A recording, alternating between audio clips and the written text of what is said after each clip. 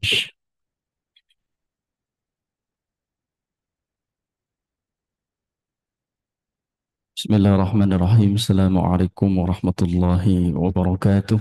Waalaikumsalam warahmatullahi wabarakatuh. Alhamdulillah Rabbil Alamin. Wassalatan wassalaman ala Rasulillah amma ba'd. Jamaah salat subuh yang insyaallah dimuliakan Allah Tes. Subhanahu wa taala. Seperti biasa di Jumat subuh kita ada kajian tafsir tematik Al-Qur'an yang insyaallah pada pekan kali ini kita akan membahas surah Maryam ayat 63, yakni nurithu min ibadina, yang dibimbing langsung oleh guru kita Bapak Ustadz Kiai Haji Ilhamuddin Qasim MA. Mudah-mudahan apa yang beliau sampaikan mendapatkan ilmu yang bermanfaat bagi kita insyaallah. Kemudian mari sama-sama kita mendengarkan langsung pemaparan materi dari guru kita Kiai Haji Ilhamuddin Qasim MA. Kepadanya kami persilahkan dengan hormat. Terima kasih. Bismillahirrahmanirrahim. Assalamualaikum warahmatullahi wabarakatuh. Alhamdulillahi rabbil alamin. Wassalatu wassalamu ala ashrafil anbiya'i wal mursalin. Sayyidina wa maulana Muhammadin. Wa ala alihi wa sahbihi ajma'in. Allahumma rabbana atina min ladunka rahmah wa hayyi lana min amrina rasyada. Amin ya rabbal alamin. Alhamdulillah dengan izin dan karunia Allah juga kita dapat bertemu kembali, dan dalam kesempatan ini kita akan melanjutkan kajian kita masih berada di surah ke-19, surah Maryam alaihissalam, yang pada kesempatan ini judulnya kita ambil dari ayat 63. Ayat 63 itu berbunyi, Tilkal jannatul lati nurithu min ibadina man kana taqiyya. Ayat 63 ini yang kita ambil sebagai judul adalah Nurithu min ibadina. Semoga kiranya dengan mengkaji judul ini, menghayati pesan-pesannya, kita akan menjadi ahli waris dari surga yang disiapkan oleh Allah Subhanahu wa taala. Amin ya rabbal alamin. Kita akan mulai saja melihat apa arti dan makna di balik judul Nurithu min ibadina. Nurithu artinya kami wariskan, kami minna ibadina kepada sebahagian hamba-hamba kami. Apa yang diwariskan oleh Allah kepada hamba-hambanya itu adalah surga. Jadi kami wariskan surga itu kepada hamba-hamba kami. Hamba-hamba kami yang bertakwa. Mari kita lihat terjemahan ayat 63 itu. Silakan. Itulah surga yang akan kami wariskan kepada hamba-hamba kami yang selalu bertakwa. Ya, itulah surga yang akan kami wariskan kepada hamba-hamba kami yang bertakwa. Itulah arti dari nuritsu minna ibadina, sedangkan makna di baliknya adalah menyadarkan manusia. Jadi, menyadarkan manusia bahwa surga itu adalah warisan kita sebagai anak cucu Nabi Adam. Surga itu warisan. Nah, sering saya ingatkan bahwa surga itu warisan. Kalau bicara warisan, itu adalah suatu yang kita dapat tanpa kerja. Itu warisan, tanpa kerja. Jadi anak itu dapat warisan dari orang tuanya. Orang tuanya bekerja keras, mengumpulkan uang demikian banyak. Anaknya tidak kerja apa-apa. Orang tuanya meninggal, anaknya dapat warisan. Artinya dapat harta, sejumlah besar harta, padahal anaknya nggak kerja apa-apa. Kenapa dia dapat? Dia kan nggak kerja. Ini bukan masalah kerja. Ini masalah warisan. Dia adalah ahli waris sehingga harta orang tuanya atau harta ahli warisnya jatuh ke tangannya. Kira-kira begitulah gambaran surga. Surga tidak kita peroleh karena kita beramal semata, tidak begitu. Itu makanya Rasulullah mengatakan, tidak seorang pun kalian masuk surga kena amalan, tidak. Tidak kena amalan semata. Bukan berarti jangan beramal lah, itu salah lagi. Kita disuruh beramal. Tapi ingatlah bahwa bukan karena amal semata kita masuk surga. Kita masuk surga itu lebih berat, lebih didominasi karena kasih sayang Allah. Rasulullah pernah memberikan beberapa contoh, di antaranya adalah seorang pembunuh. Pada masa dahulu kata Rasulullah SAW, ada orang membunuh. Nggak banyak yang dibunuhnya. Cuma 99 orang. Nah itu. Jadi tidak banyak. Cuma 99. Nah itu. Bayangkan itu 99 nyawa hilang di tangannya. Tapi hatinya tidak tentram. Dia ingin menanyakan, adakah kesempatan untuk bertobat? Ditunjukkan oranglah ke si Anu itu ahli agama. Coba minta pendapat sama dia. Datanglah ke sana. Dikatakan kepadanya persoalannya bahwa hatinya tidak tentram, ia ingin bertobat, bolehkah atau bisakah atau dapatkah Allah menerima taubatnya? Ditanya oleh orang dimaksud, apa rupanya kesalahanmu? Aku telah membunuh 99 orang. Terkejut orang yang diminta pendapat itu. 99, satu saja sudah neraka. Apalagi 99. Dikatakannya Allah tidak terima taubatmu. Itu yang namanya pembunuh 99 dikatakan begitu. Itu kan preman. Mendengar begitu langsung dibunuhnya orang itu. Biar gampang jadi 100. Itu. Tapi kembali seperti semula, hatinya tidak tentram. Dan ketika dia menanyakan tentang adakah ada orang lain yang bisa memberikan pendapat, kata orang itu ada sana lebih senior lagi. Dia tanya, dia ceritakan masalahnya seperti yang dikatakannya kepada orang yang pertama. Jawaban oleh orang tua tadi mengatakan, apa kesalahanmu? Setelah membunuh 100 orang, 100 orang lebih dari itu akan diampuni oleh yang maha pengampun. Hatinya tentram. Tapi kamu jangan pulang kampung. Kampung itu, lingkungan itu membuat kau terus tadi melakukan seperti ini. Kalau kau serius bertaubat, ingin tobatmu diterima, jangan bergaul, jangan diam di lingkunganmu itu. Pindah, belajar yang baik. Dalam proses dia tadi itu, dia sudah kena tekadnya untuk bertobat. Apa kata orang tadi diikutinya? Dia menuju tempat yang direkomendasikan, ke sana belajar. Waktu mau berjalan itu, sudah separuh perjalanan, dia mati. Dikatakan Rasulullah, malaikat berebut. Malaikat yang akan membawa ke taman surga mengatakan ini orang bertobat. Orang bertobat diterima Allah tobatnya. Tidak peduli sebenarnya banyak salahnya. Jadi dia bersih. Atta ibu orang yang tobat itu minaz zambi kamalla zambala. Seperti orang nggak berdosa.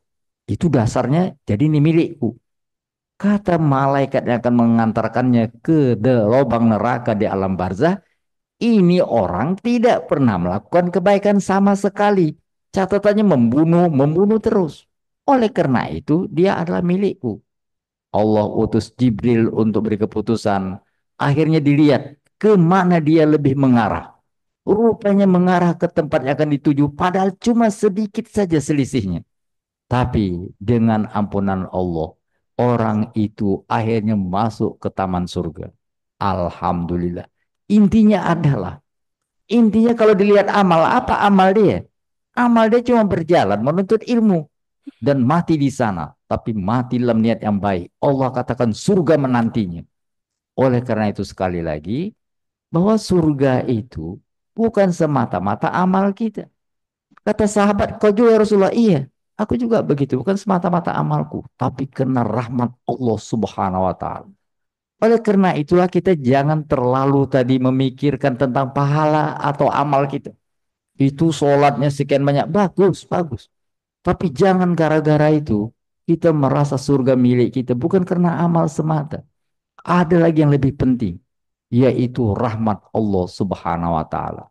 Itulah makanya kita katakan berpulang ke rahmatullah. Semoga orang itu mendapatkan rahmat Allah. Itu yang paling penting itu. Ya Allah ampuni dia. Allah maghfirlahu. Warhamhu, rahmati dia. Itu paling penting. Itulah dia makna dibalik nurisu min ibadina. Kami wariskan surga itu kepada hamba kami yang bertakwa. Itulah salah satu hikmah kenapa Adam diciptakan di surga.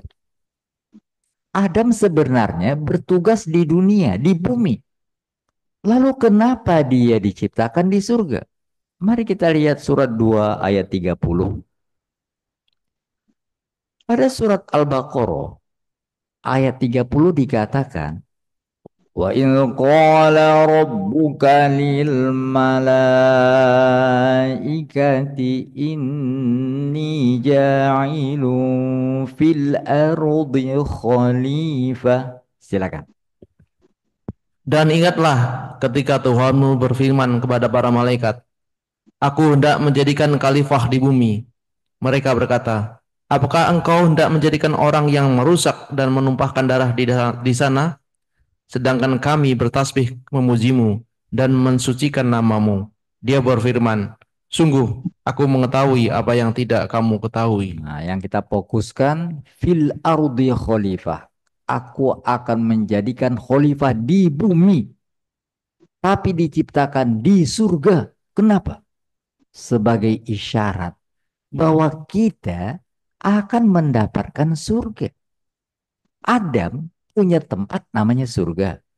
Anak cucunya juga akan mendapatkan warisan surga. Itu makanya dibilang warisan. Surga itu warisan. Seakan-akan Adam memiliki surga. Anak cucu Nabi Adam akan kembali ke surga. Apabila dia menjadi abdi Allah yang bertakwa. Kuncinya itu. Abdi Allah yang bertakwa. Semuanya masuk surga. Diundang Allah. Kita sering mendengarkan undangan Allah itu melalui surat 89. Dipanggil Allah. Jadi abdi bertakwa ya.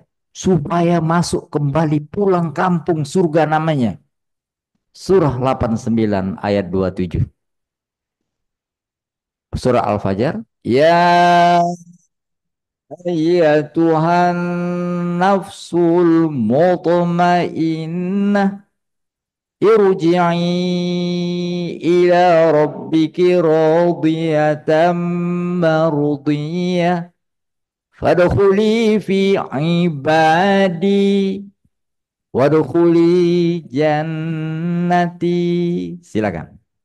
Wahai jiwa yang tenang, kembalilah kepada Tuhanmu yang dengan hati yang ridho dan diridhoinya.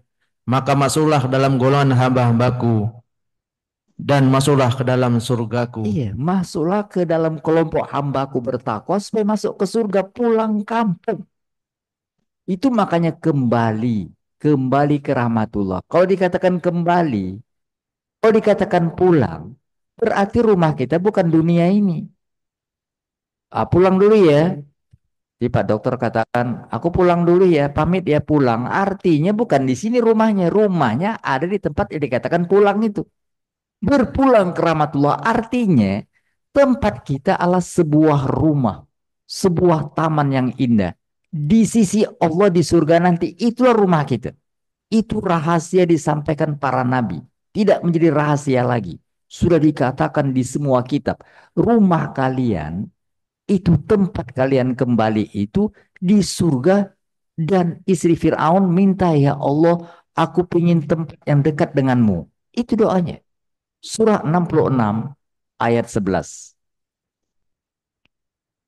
At-Tahrim ayat 11. وَضَرَبَ اللَّهُ مَثَلًا لِلَّذِينَ آمَنُوا امْرَأَتَ فِرْعَوْنَ إِذْ قَالَتْ رَبِّ ابْنِ لِي عِندَكَ بَيْتًا فِي الْجَنَّةِ. بَيْتًا فِي الْجَنَّةِ.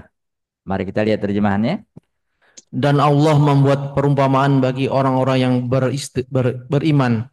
Istri Fir'aun ketika dia berkata, Ya Tuhanku, bangunkanlah untukku sebuah rumah di sisimu dalam surga, dan selamatkanlah aku dari Fir'aun dan perbuatannya, dan selamatkanlah aku dari kaum yang zalim. Nah, itulah dia makna di balik nurisu minna ibadina, menyadarkan manusia bahwa ada warisan yang menanti, yaitu surga. Kita meninggal, meninggalkan warisan.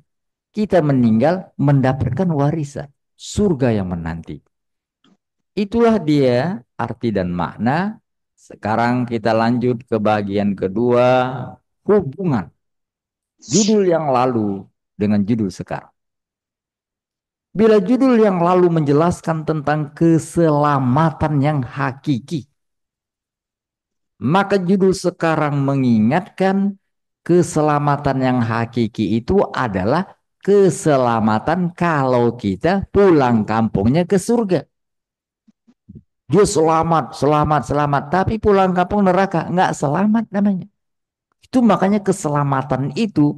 Ada keselamatan waktu dia lahir. Meninggalkan rahim namanya lahir. Ada keselamatan waktu meninggal. Meninggal dunia, mati, dia selamat. Karena di alam barzah mendapatkan taman surga.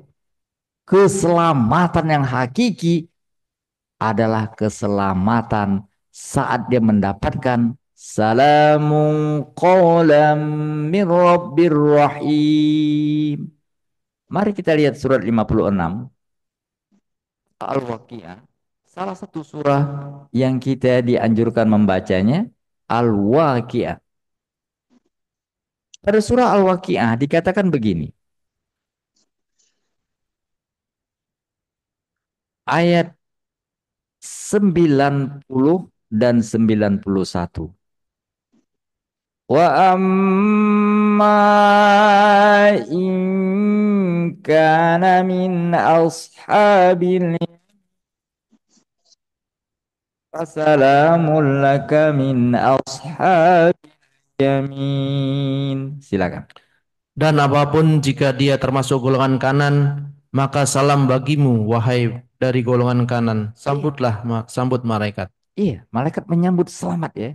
Jadi salamun alaih judul kita yang lalu menjelaskan tentang keselamatan yang hakiki. Judul sekarang menegaskan keselamatan yang hakiki itu adalah bila kita kembali kepada Allah dalam ridhonya, berpulang ke rahmatullah. Itulah keselamatan yang hakiki. Salamun qawlam min rabbir rahim itu ucapan bagi penghuni surga. Orang-orang yang pulang kampung kembali ke kampung halaman yang hakiki surga, Allah katakan salam untuknya. Itu untuk orang surga. Seperti dikatakan di surah Yasin yang sering kita dengar, surah Yasin sering kita baca, mulai ayat 55 dikatakan, Inna ashabal jannatil yawma fi syughlin fakihun. Wa azwajuhum. Silakan. Sesungguhnya penghuni surga pada hari itu bersenang-senang dalam kesibukan mereka. Mereka berpasang-pasangan, berada dalam tempat yang teduh, bersandar di atas dipan-dipan surga. Terusnya. Di surga itu mereka memperoleh buah-buahan dan memperoleh apa yang mereka inginkan. Apa yang diinginkan? Buah-buahan apa saja ada. Kalau sekarang buah-buahan pakai musim. Masih bahasa Pak mangga. Ada apa nggak musim mangga itu? Musim durian. Di surga tidak ada musim. Setiap hari adalah musim. Minta apa yang kita inginkan. Nggak ada kita dengar di surga. Nanti di surga ada apa nggak kerupuk jange? Ada. Jangan takut tuh. Nanti kalau umpamanya nanti ada ini ada apa nggak tadi itu bandrek? Ada. Pokoknya apa yang diminta. Tapi lebih dari itu apa? Lanjut.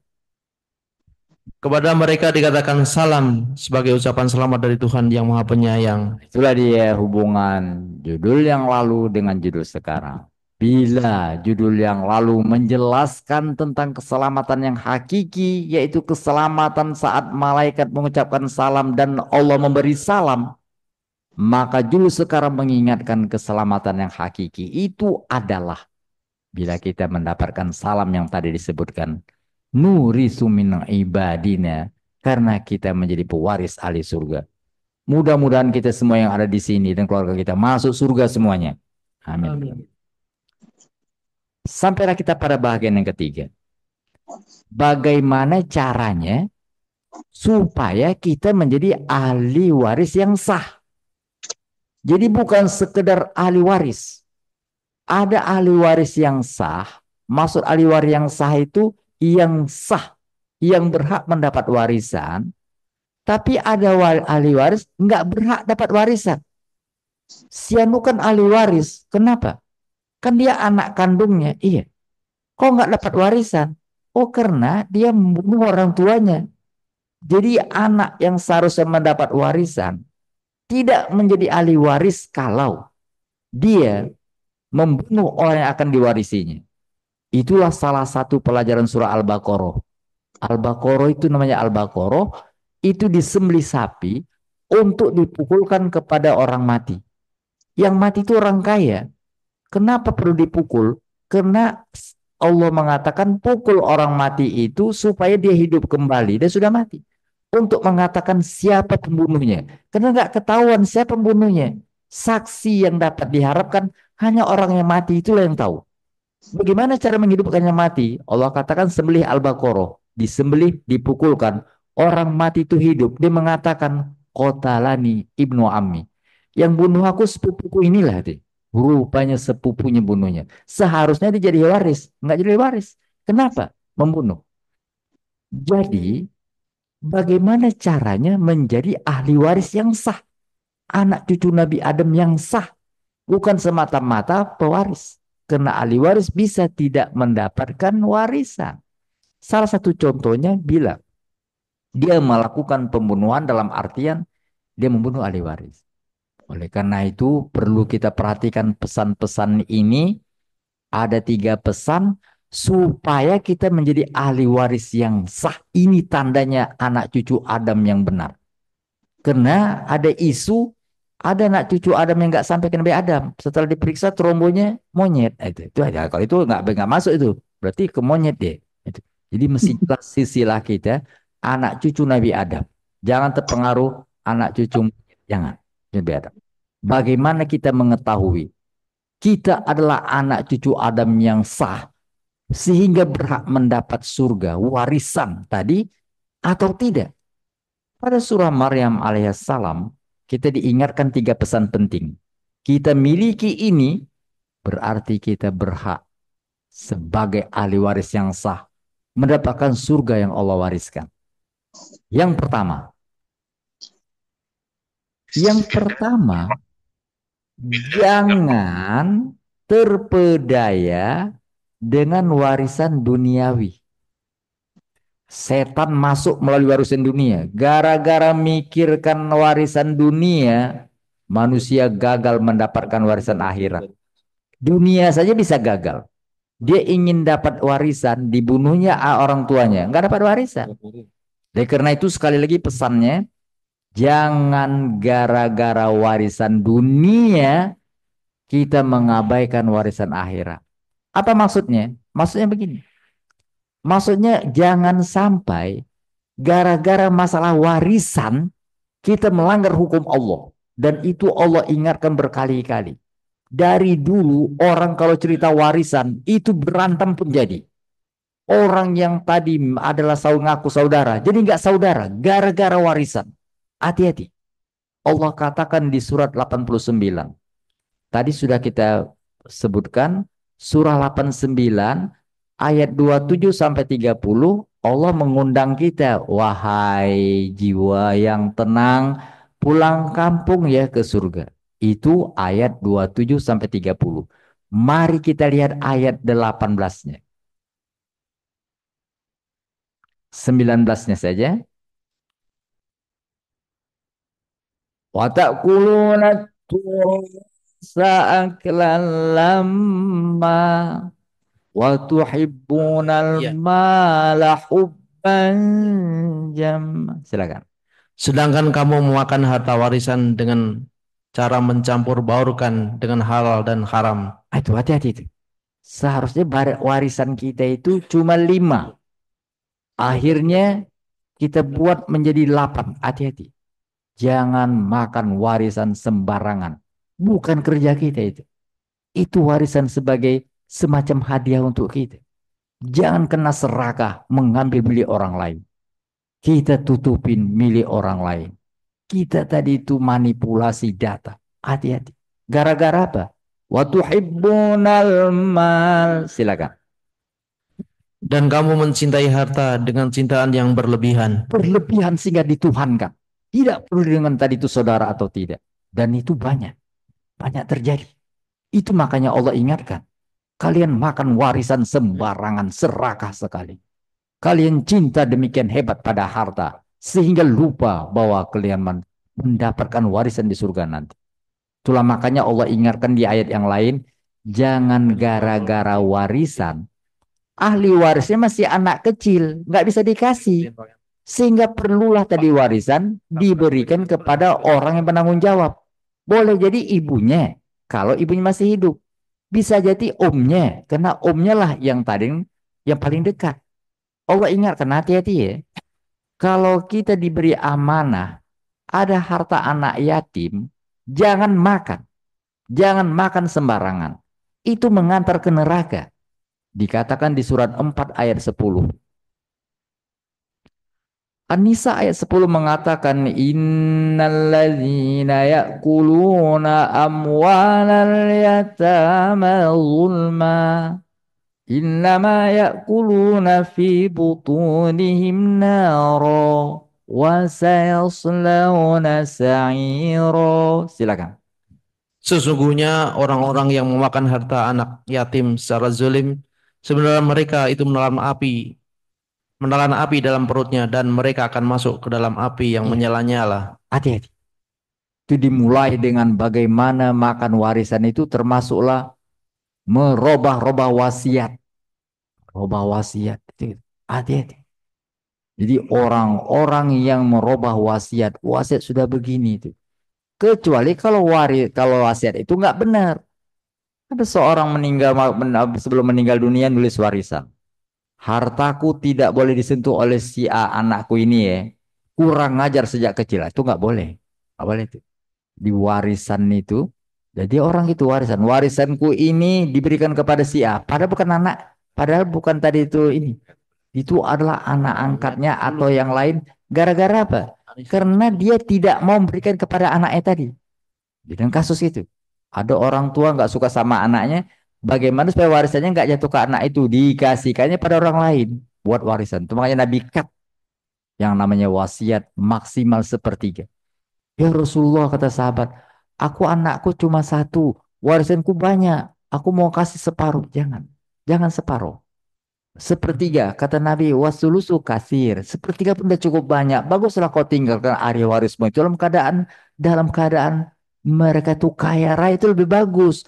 Kau tinggalkan miskin dan minta-minta, tinggalkan dia kaya. Itu saran Rasulullah, itu bagus.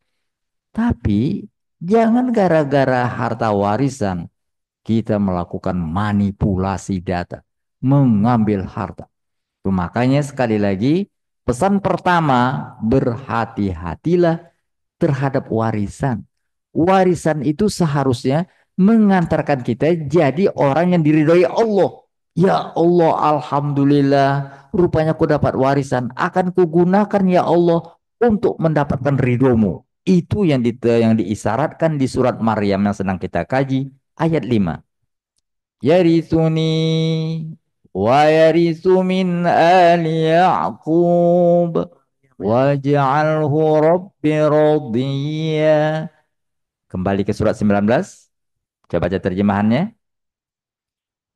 19 mulai ayat 5. Ayat 5 saja. Ya. Yarithuni. Dan sungguh aku khawatir terhadap kerabatku sepeninggalanku. Padahal istriku seorang yang mandul, maka anugerailah aku seorang anak dari sisimu Ayat 6-nya berarti. Yarithuni. Silakan. yang akan mewarisi aku dan mewarisi dari keluarga Yakub, dan jadikanlah dia ya Tuhanku seorang yang diridhoi. Nah, jadi intinya adalah berhati-hatilah terhadap warisan. Seharusnya warisan itu mengantarkan kita untuk mendapatkan ridho Allah. Jangan gara-gara warisan kita memancing murka Allah, bahkan murka orang yang tahu bahwa kita curang dalam warisan. Hati-hati. Jadikanlah warisan ini membuat engkau ya Allah ridho padaku. Itu prinsip pertama, pesan pertama kalau ingin warisan surga. Kalau tidak, makan itu warisan dunia sebelum kita dimakan oleh tanah. Itu yang pertama. Yang kedua, tegakkan sholat dengan benar. Tegakkan sholat. Kenapa? Karena sholat itu mengingatkan kita peristiwa surga. Kenapa Adam turun ke surga? Itu dimulai dengan iblis tak mau sujud. Itu kata pentingnya sujud. Menghormati tapi sujud. Artinya apa? Itu sujud itu diletakkan dalam sholat kita untuk mengatakan ingat ya peristiwa sujud apa? Iblis nggak mau sujud. Kalau kau nggak mau sujud, kau akan bersama iblis nantinya. Sujud. Itu makanya kita sholat. Mengingatkan kita peristiwa lama supaya kita jangan sesat dalam hidup ini. Sholat itu dikatakan menghidupkan kompas batin agar kita sadar kita pernah ke surga. Adam dikeluarkan dan peristiwanya karena sujud, tidak sujudnya iblis. Jangan ikut-ikutan sama iblis. Nggak mau sujud. Itu makanya di neraka ditanya orang, kenapa kalian masuk surga, masuk neraka? Kami nggak sholat. Gitu. Kita lihat surat 74. Al-Muddasir ayat 40. Jadi ayat 41 langsung. Ainil mujrimin. Kasih Pak ya. Masalakakum Ayat berapa tadi? fi saqar 41 saja. Anil mujrimin. Masalakakum fi saqar. Qalu lam naku minal musallin. 74 itu Al-Muddasir. Ya. Dapat? Ya. Tentang keadaan orang-orang yang berdosa. Maka yang menyebabkan kamu masuk dalam neraka Sakor. Apa yang menyebabkan kalian masuk neraka ini? Mereka bilang apa? Mereka menjawab, dahulu kami tidak termasuk orang-orang yang melaksanakan sholat. Kami nggak sholat. Tuh makanya siapa yang menjaga sholat dengan baik, maka dia adalah calon surga Firdaus. Kita lihat surat 23. Surat 23 adalah surah Al-Mu'minun. Ayat 9. Alladzina hum ala salawatihim yuhafizun. Silakan. Serta orang yang memelihara sholatnya. Kalau sholat dijaganya, lanjut. Mereka itulah orang yang mewarisi. Mewarisi apa? Yakni yang mewarisi surga Firdaus. Mereka kekal di dalamnya. Itulah makanya para nabi mengingatkan keluarganya. Jangan sampai nggak sholat. Jangan sampai nggak sholat. Sholat anak. Ibrahim berdoa, Rabbi ja'alni muqimas sholah. Doa Nabi Ibrahim tentang sholat itu di satu ayat. Bisa kita ambil sebagai doa kita. Surat 14. Ayat 40. 14 surah Ibrahim alaihissalam. Ayat 40 mencantumkan doanya. Rabbi ja'alni muqimas shalah wa min dzurriyyati. Silakan. Ya Tuhanku, jadikanlah aku dan anak cucuku orang yang tetap melaksanakan sholat. Ya Tuhan kami, perkenankanlah doaku. Apa doa Nabi Ibrahim tadi? Perkenankan ya Allah doaku. Apa doa Nabi Ibrahim? Ya Allah jadikan aku, anak cucuku orang yang mendirikan sholat. Anak Nabi Ibrahim namanya Ismail. Mari kita lihat bagaimana Ismail mengatakan kepada keluarganya. Surah 19 memuat tentang peristiwa Nabi Ismail, orang yang Allah ridhoi. Surat 19 ayat 54.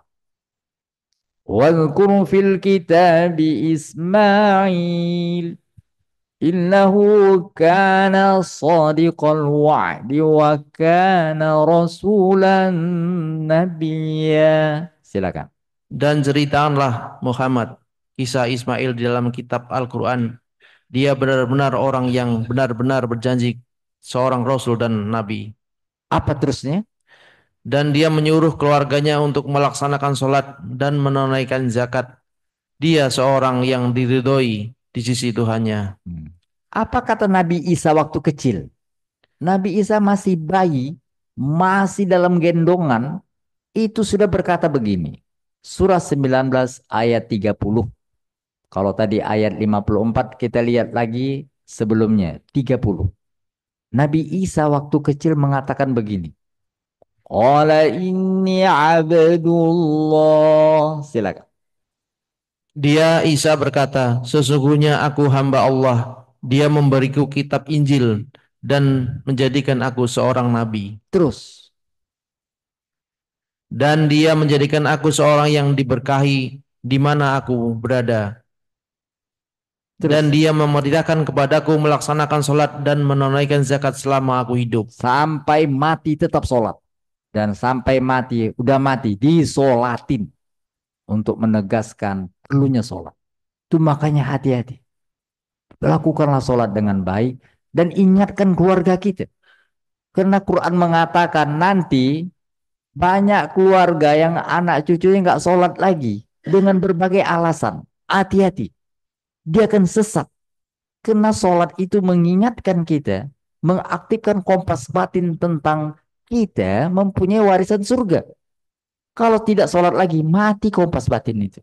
Seperti kompas yang rusak tidak lagi menunjuk ke utara, maka batin yang tidak diisi dengan sholat yang benar, itu ngambang tujuan hidupnya.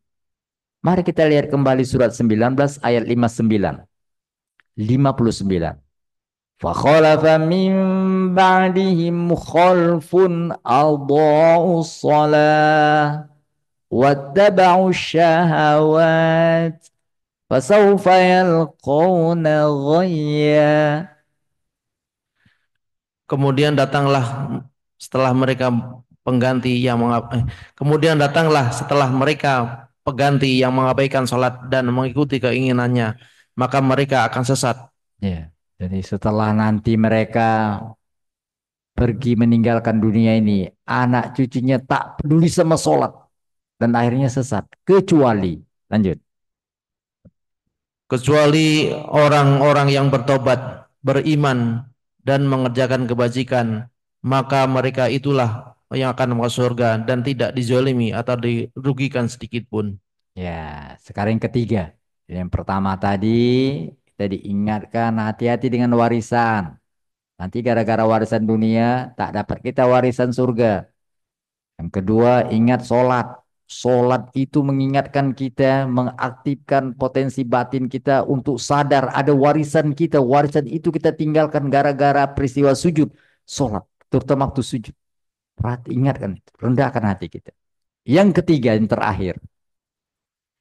Yang ketiga, tumbuhkan rasa kasih sayang. Tumbuh kembangkan rasa kasih sayang. Kasih sayang. Makanya berpulang ke rahmatullah. Berpulang mendapatkan warisan. Intinya adalah tumbuh kembangkan rasa kasih sayang. Terutama sama keluarga. Terutama sama keluarga. Jangan sampai nanti anak-anak kita lebih suka lagi curhat sama teman. Seharusnya anak-anak kita kalau ada masalah curhatnya sama kita gitu. Kenapa nggak curhat sama orang tuanya? Ah, sama aja bohong, punya gitu. Jangan sampai gitu. Jadi tumbuhkan rasa kasih sayang, terutama di keluarga. Mari kita lihat surat 19 ayat 96. Innalladzina amanu. Silakan. Sungguh orang-orang yang beriman dan mengerjakan kebajikan kelak yang Maha Pengasih akan menanamkan rasa kasih sayang dalam hati Hadirin, mereka. Nabi berikan rahasia. Ingin kalian jadi warisan surga, pewaris surga. Cobalah tumbuhkan rasa kasih sayang di keluarga. Kita perhatikan surat 42 ayat 23. Dzalikal ladzi yubashshirullah. 42 surah Asy-Syura ayat 23. Dzalikal ladzi yubashshirullahu ibadahu alladzina amanu. Silakan. Itulah karunia yang diberikan Allah untuk menggembirakan hamba-hambanya yang beriman dan mengerjakan kebajikan. Katakanlah Muhammad, Aku tidak meminta kepadamu sesuatu imbalan pun atas seruanku kecuali kasih sayang dalam keluarganya. Kasih sayang dalam keluarga. Ingin berita gembira surga menanti. Kalau orang memiliki kasih sayang keluar dari dalam keluarga. Terusnya. Dan barang siapa mengerjakan kebaikan akan kami tambahkan kebaikan baginya. Sungguh Allah Maha Pengampun dan Maha Dia mensyukuri. melakukan kebaikan, kasih sayang sedikit padahal cuma senyuman, cuma kata-kata yang baik sedikit, tapi kami tambah. Artinya, amalnya yang sedikit itu akan mendapatkan rahmat Allah sehingga dia mendapatkan warisan surga. Di tempat lain sebagai penutup, mari kita lihat surat 7. Surat 7 ayat 43. ونزعنا ما في صدورهم من غل تجري من تحتهم الأنهار وقالوا الحمد لله الذي هدانا لهذا. Silakan. Dan kami mencabut rasa dendam dalam dada mereka. Di bawahnya mengalir sungai-sungai mengalir sungai-sungai. Mereka berkata, segala puji bagi Allah yang telah menunjukkan kami ke surga ini. Kami tidak akan mendapat petunjuk sekiranya Allah tidak menunjukkan kami. Sesungguhnya Rasul-Rasul Tuhan kami telah datang membawa kebenaran. Diserukan kepada mereka, itulah surga yang telah diwariskan kepadamu karena apa yang telah kamu kerjakan. Kamu kerjakan cuma sedikit. Apa? Mencabut rasa dendam. Jadi tidak ada dendam pada keluarga. Namanya juga keluarga. Kasih sayanglah dalam keluarga. Itu makanya ada lagu dulu. Rasa sayangi, rasa sayang sayangi. Itu maksudnya gitu kali ya. Cobalah sayangi keluarga kita. Jangan pada orang kita sayang, sama keluarga kita benci. Itu satu yang aneh. Kenapa itu terjadi? Itu hati-hati. Apabila kita ingin menjadi pewaris surga, tumbuhkan kasih sayang. Karena orang ke surga itu berpulang ke rahmatullah. Miliki kasih sayang Allah. Lihatlah tadi Allah menunjukkan begini kasih sayang itu. Kasih sayang itu begini. Lihat tanah. Wa ayatul lahumul ardh. Tanda Allah itu menunjukkan cara kasih sayang. Lihat tanah. Lemparkan ke tanah tadi kotoran. Dibalasnya dengan buah-buahan. Coba itu tanah itu. Injak-injak. Dia semakin bagus, semakin rata. Diinjak. Dipikulnya kita. Kita jalan sembarangan, dipikulnya kita tanah itu. Karena kalau bergeser dikit, gawat itu. Sukabumi Cianjur, geser dikit, baik. Tenang aja itu. Tanah itu sebagai tanda betapa kasihnya dia kepada kita. Seperti seorang ibu. Itulah makanya tanah, bumi dikatakan ibu pertiwi. Dia ngasih makan kita, kita kasih satu butir padi, ditumbuhkannya belasan butir. Bahkan ratusan butir. Itulah kasih sayang. Orang memberikan kepada kita yang nggak baik, kita balas dengan baik. Kata orang konyol, itu kata setan, bukan kata orang. Itulah kebaikan. Allah mengajarkan itu. Kita berapalah ibadah kita. Allah balas dengan surga untuk mengajarkan kita. Cobalah tumbuh kembangkan rasa kasih yang tulus. Mudah-mudahan kita semua dapat menghayati pesan ini sehingga kita terdaftar sebagai ahli surga yang sah. Amin ya rabbal alamin. Sadaqallahun nazim. Assalamualaikum warahmatullahi wabarakatuh. Waalaikumsalam warahmatullahi wabarakatuh. Baik, mungkin itu saja pemaparan materi dari guru kita. Selanjutnya kami akan eh, sesi kedua, yakni tanya jawab bagi jamaah via Zoom atau via offline. Yang ingin bertanya kami persilahkan.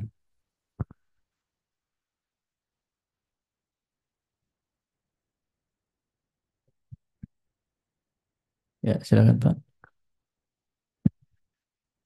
Waalaikumsalam Waalaikumsalam. warahmatullahi wabarakatuh. Izin Pak Ustadz, tadi Pak Ustadz mengatakan bahwa warisan ada dibagi terus 3 terus ke 8. Kalau nggak salah tadi itu. Apa juga? Dibagi 3 atau 8. Dibagi 3. Ya, tadi eh, apakah ini kalau umpamanya anaknya jelas berapa jumlahnya, tapi ada yang mengatakan bahwa eh, ada seperdelapannya. Apa ini memang ada apa namanya pemahaman seperti itu atau ini kebijakan dari orang tua? Itu yang pertama. Kemudian kalau seorang kepala rumah tangga, dia tidak punya anak laki-laki tapi punya anak perempuan semua. Karena punya anak perempuan dua, tidak punya anak laki-laki. Sedangkan seorang ayah ini punya saudara laki-laki banyak, katakanlah tiga. Apakah karena orang tua ini nggak punya anak laki-laki, apakah dari keluarganya bapaknya ini masih mendapat sebagian ya dari harta warisan yang dimilikinya? Mungkin itu Pak Ustadz. Ya. Mohon penjelasan. Tadi sudah kita lihat surat 4 ya. Surat 4 ayat 10 yang kita baca tadi intinya jangan sampai makan warisan. Terutama anak yatim itu ya. Setelah ayat 10 dilanjutkan dengan ayat 11. Aturannya begini ya gitu. Pada surat 4 An-Nisa ayat 11 dikatakan Yusikumullahu fi auladikum lidzakari mislu hadzil unsayain. Silakan coba. Terjemahan surat 4 ayat 11.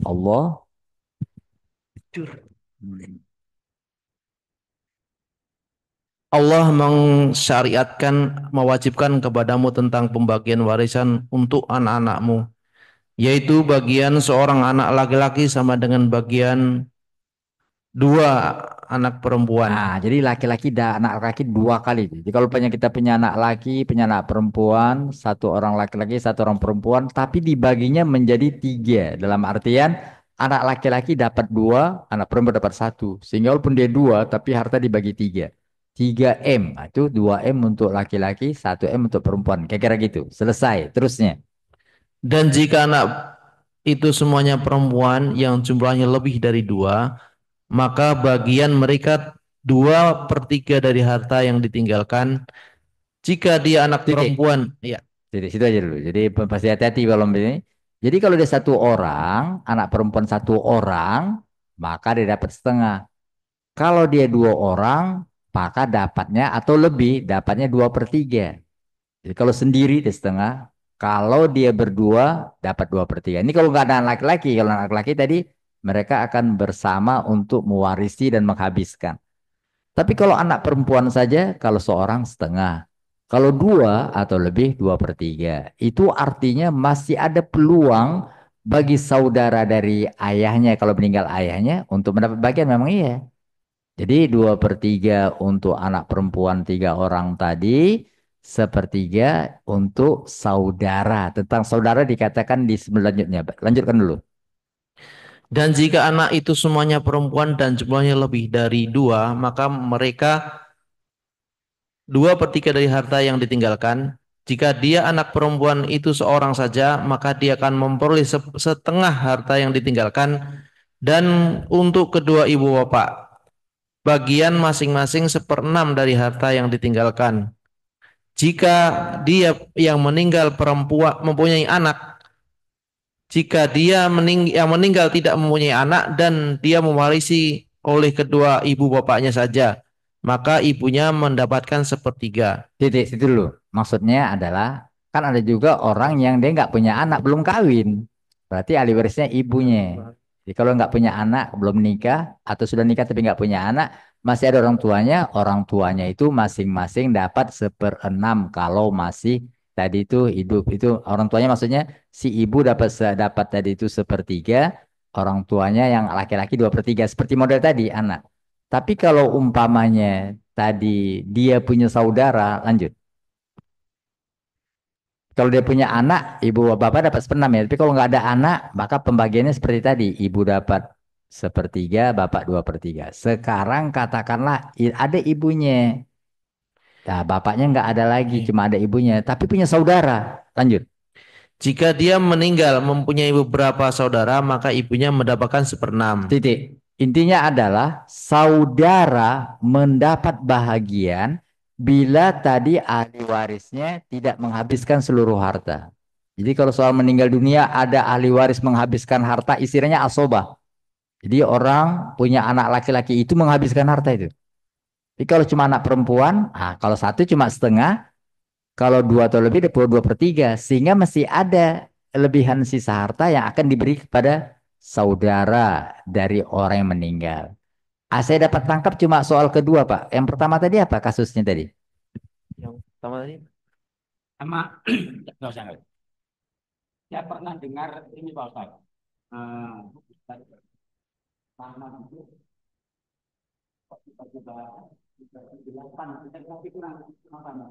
Bisa aja gitu. Itu kan itu tergantung kasusnya. Segi saya gitu. Seperlapan itu umpamanya di ayat berikutnya, ayat 12. Ayat 12, seperlapan itu dikatakan dalam kasus seorang istri akan mendapatkan seperdelapan. Kalau tadi yang meninggal atau suaminya punya anak. Coba kita lihat ayat 13-nya, ayat 12-nya. dan bagianmu suami-suami adalah seperdua dari harta yang ditinggalkan oleh istri-istrimu jika mereka tidak mempunyai anak. Jika mereka istri-istrimu itu mempunyai anak, maka kamu mendapat seperempat dari harta yang ditinggalkan setelah dipenuhi wasiat yang mereka buat atau dibayarkan utangnya. Titik, pelan-pelan sekarang. Ya. Dan kamu para istri, dan mereka para istri. Para istri memperoleh seperempat harta yang kamu tinggalkan jika kamu tidak mempunyai anak. Kalau kau nggak punya anak, ahli waris cuma istrimu saja, istrimu dapat seperempat. Terusnya. Jika kamu mempunyai anak, maka para istri memperoleh seperdelapan dari harta yang kamu tinggalkan. Titik, itu mungkin dia. Jadi kasus perdelapan memang ditegaskan di Quran dalam kasus seorang istri mewarisi harta suaminya yang meninggal dunia, tapi suami itu punya anak, maka istri dapat seperlapan. Kira-kira gitu.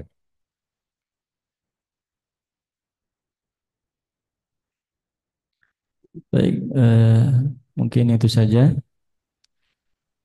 Alhamdulillah kita sudah menyelesaikan kajian kita pada surah Maryam ayat 63, yakni nurithu min ibadina.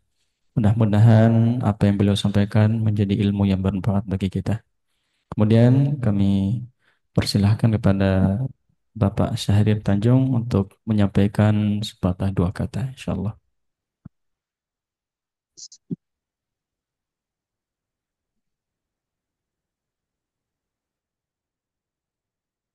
Ada pasar ya?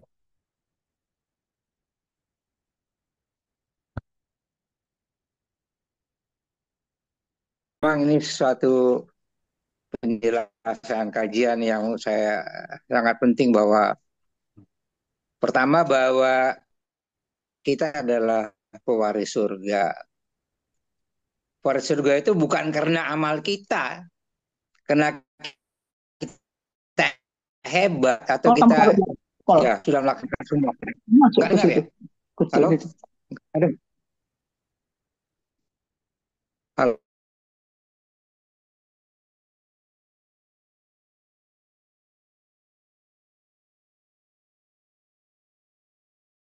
Halo? Ya, dengar ya? Dengar ya?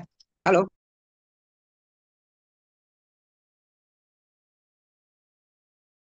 Ya, Nuh ya, sebenarnya api juga bisa masuk kita ya kondisi kita saat ini. Tapi yang penting kita lah merubah seperti yang tadi bahwa pertama bahwa kita jangan sampai ya mengambil waris ya atau mendapat waris yang nggak benar itu aja. Salah satu. Karena itu pengaruhnya besar tadi katakan bahwa nggak akan masuk surga itu. Jadi sekali lagi kita harus yakin kita akan masuk surga. Makanya saya selalu nanyakan, apakah bapak-bapak ibu yakin akan masuk surga? Itu sebenarnya pancingan aja. Kalau nggak percaya berarti ngapain dia ngaji kan? Kira-kira begitulah. Jadi sekali lagi itu. Kemudian juga tadi beberapa hal yang paling utama juga adalah kasih sayang. Memang nggak gampang Pak. Komunikasi dengan anak kita sekarang cucu apalagi aduh saya terus terang aja nggak ketemu bahasa mereka seperti apa komunikasinya.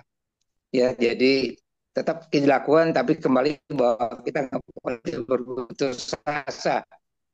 Kita selalu berusaha untuk menyediakan waktu ya untuk keluarga kita. Jangan ya banting tulang sampai nggak sempat apa namanya mendidik anak itu bahaya banget itu. Dan kemudian juga tadi ya tentang apa sholat ya, sholat. Jadi jangan meninggalkan sholat. Saya ini bikin penting sekali yang memang ya hampir semua mungkin kita mengalami hal itu bahwa mendidik anak untuk sholat dengan benar itu nggak gampang. Sekali lagi kita harus perhatian kita. Saya bikin ini poin-poinnya jadi sekali lagi bahwa eh, intinya sebenarnya bagaimana kita menjadi orang yang bertakwa. Bertakwa, beriman tadi ya beberapa hal kewajiban kita, kebaikan-kebaikan. Dengan demikian insya Allah kita akan menjadi demikian dari saya mudah-mudahan ada manfaatnya. Mohon maaf, wabillahi taufiq wal hidayah. Assalamualaikum warahmatullahi wabarakatuh. Waalaikumsalam warahmatullahi wabarakatuh.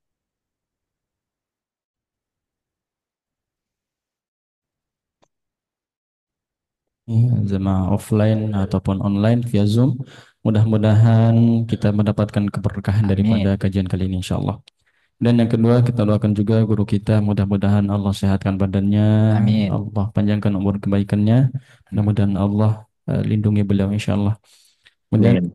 insya Allah pada kesempatan kali ini untuk menutup daripada kajian ini kami minta kepada Ustadz Ilham untuk menutup daripada kajian insya Allah. Ya, marilah kita tutup pertemuan kita dengan bersama membaca doa kafaratul majlis. Subhanakallahumma wa bihamdika asyhadu an la ilaha illa anta astaghfiruka wa atubu ilaik. Assalamualaikum warahmatullahi wabarakatuh.